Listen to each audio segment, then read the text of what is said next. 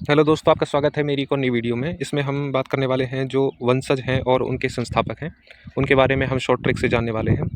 अगर आप इस वीडियो को अच्छे से देख लेते हैं तो आपको वंश और संस्थापक में ना ही तो आपका कभी कोई क्वेश्चन गलत होगा और आसानी से आपको याद हो जाएंगे। तो चलिए शुरू करते हैं स्टेप बाय स्टेप। सबसे पहला आपके पहला क्वेश्चन है, जो हर्यक वंश के संस्थापक हैं वो कौन है? तो इसका सही जवाब है बिंबिसार। ठीक है, तो इसको याद करने का सबसे अच्छा तरीका है, हर्यक का हम है उठा लेते हैं, यानी है से हम समझ सकते हैं हारना। ठीक है, और बिंबिसार का हम बी उठा लेते हैं, इसको हम समझते हैं बम से। ठीक है, तो अगर हमें किसी को हराना है तो हम क्या करेंगे, उसके ऊपर बम फेंक देंगे। ठीक है, तो इस तरीके से आप इसे आसानी से याद कर सकते हैं, किसी को हराने के लिए बम फेंक देना। तो हर्यक वंश बिंबिसार। ठीक है, दूसरा क्वेश्चन है, गुलाम वंश के संस्थापक कौन थे? तो इसका सही जवाब है Qutbuddin Aibak, option number C. ठीक है, कुतुबुद्दीन ऐबक।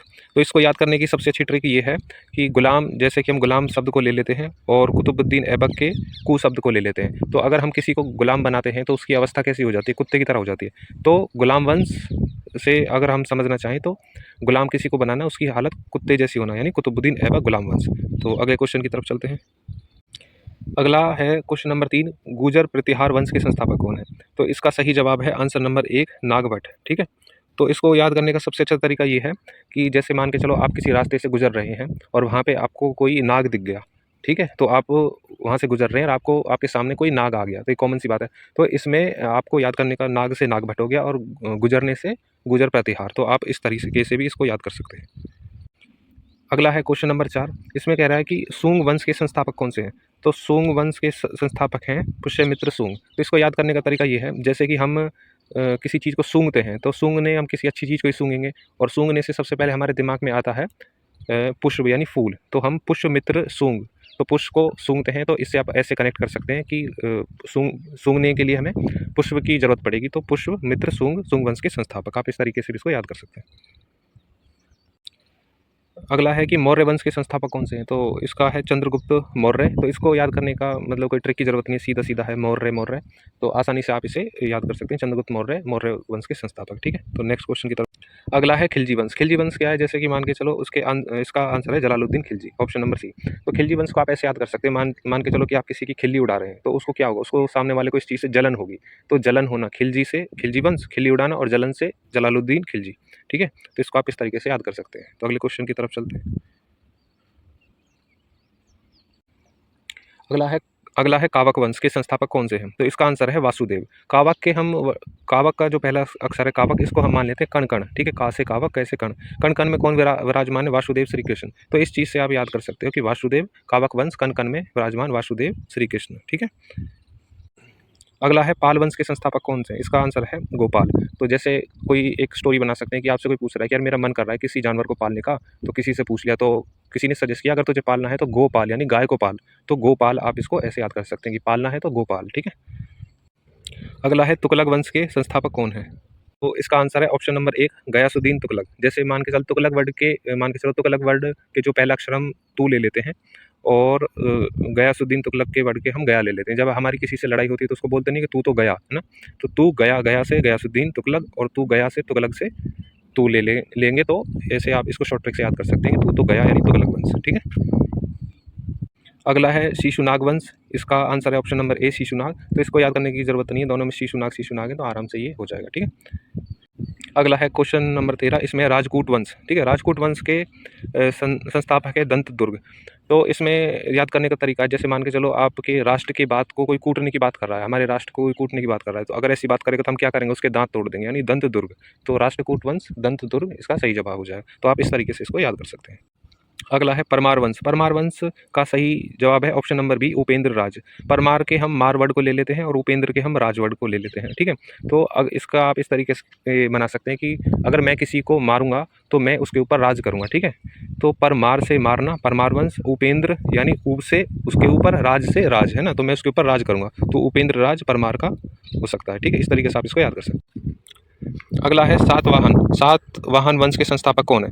जैसे कि आप मान के चलो, इसका सही जवाब है सिमुक। तो मान के चलो आपके पास 7 वाहन हैं, 7 गाड़ियां हैं। ठीक है, तो जब आपके पास 7 गाड़ियां होंगी, इससे क्या होगा, जो आपके पड़ोसी हैं उनका जो मुख यानी फेस है वो उतर जाएगा, है ना। तो सीमुख, तो उनका सी यानी देखना, तो उनका फेस जो है देखने लायक होगा कि उनका आपके पास 7 गाड़ियां हैं। तो इस तरीके से आप इसको ट्रिक बना के याद कर सकते हैं कि आपके पास 7 वाहन हैं, तो इससे पड़ोसियों का मुख जो है उतर जाएगा। ठीक है, अगला है पल्लव वंश। पल्लव वंश में आप जैसे देखेंगे पल्लव के हम लव को ले लेते हैं, इसका सही जवाब है सिंह वर्मन 4, ठीक है। तो सीधी सी बात है, हम पल्लव में लव को ले लेते हैं। तो जैसा कि आप जानते हैं कि अगर हम किसी से लव करते हैं तो हम चाहते हैं कि जो सामने वाला बंदा हो वो ताकतवर हो, कैसा हो, सिंह यानी शेर जैसा हो, और जो 4 यानी 4 कम से कम 4 लोगों को तो मार सके। तो ऐसी हम एक्सपेक्टेशन करते हैं। तो इस हिसाब से भी आप याद कर सकते हैं कि पल्लव यानी लव और सिंह वर्मन यानी सिंह जैसा हो जो 4 को मार सके, ठीक है। अगला है कुषाण वंश। इसका है कुजुल कडी फेसिस। तो इसको याद करने का सबसे अच्छा तरीका है, मान के चलो आप कहीं पे बैठे हो, है ना, तो आपकी कुछ शान है वहाँ पे, आपकी कुछ इमेज है, तो वहाँ पे आप खुजली करोगे बैठ के, तो ये थोड़ा ऑकवर्ड सा लगेगा। तो आप इस तरीके से भी याद कर सकते हो कि यह मेरे शान के खिलाफ है, कुषाण, ठीक है। खुजुल कुजुल करना यानी खुजली करना, ये उसके शान के खिलाफ है। तो आप इस तरीके से भी इसको याद कर सकते हो।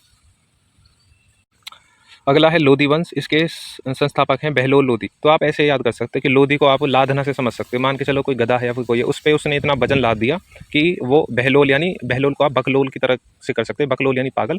तो पागलों की तरह उसने उसके ऊपर वजन लाद दिया। तो आप इस तरीके से याद कर सकते हैं कि लोधी से लाद दिया, और बहलोल यानी बकलोल पागलों की तरह उस पर वजन उसने लाद दिया। तो आप इस तरीके से भी इसको याद कर सकते हैं, ठीक है।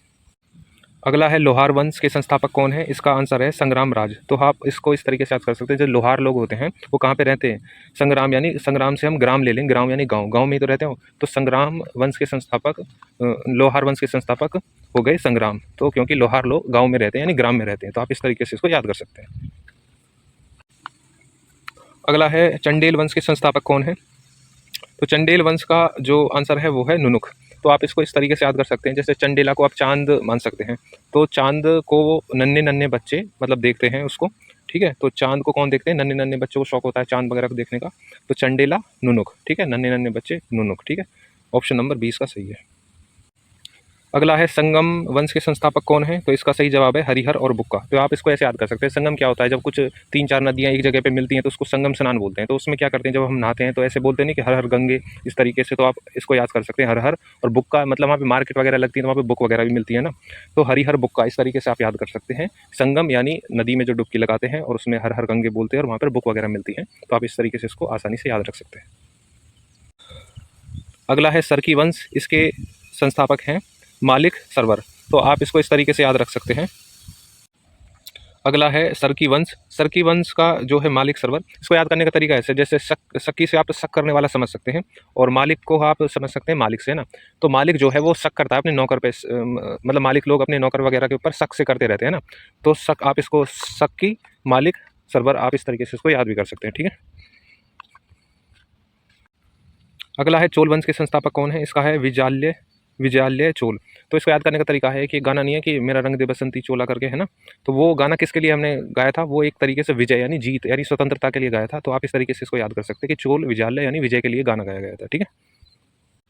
अगला है कि पांड्य वंश के संस्थापक कौन है। तो इसका आंसर है किसी किसी में नेंडियोन और किसी किसी में कैंडू गौन करके इसका जवाब दिया जाता है। तो इसको याद करने का तरीका, जैसे पांडे से आप पंडित ले सकते हैं। पंडित क्या करते हैं, नाड़ी वगैरह होती है उसको सही करते हैं, और कंडी गौन यानी कुंडली वगैरह भी वो देखते हैं। तो आप इस तरीके से याद कर सकते हैं कि नाड़ी यानी नाड़ी वगैरह सही करते हैं और कुंडली वगैरह भी देखते हैं। तो पंडित लोग यानी पांड्य वंश, ठीक है। अगला है मुगल वंश। मुगल वंश का तो आसान है, इसको तो याद करने की जरूरत नहीं है, मुगल के बाबर का है तो सभी को याद होगा, ठीक है। अगला है सैद्य वंश। सैद्य वंश के संस्थापक हैं ऑप्शन नंबर 1 खिर्ज खां। तो इसको याद करने का सबसे अच्छा तरीका है कि सैद्य को हम शहद से मतलब समझ सकते हैं, और खिर्ज यानी खींच खींच कर हम खाते हैं, मतलब अच्छे से खाते हैं, बढ़िया तरीके से शहद को खाना चाहिए जिससे आपकी सेहत सही रहे। तो खिर्ज खान, तो शहद खिर्ज खान खाना यानी शहद खाना, इस तरीके से आप इसको कनेक्ट करके याद कर सकते हैं।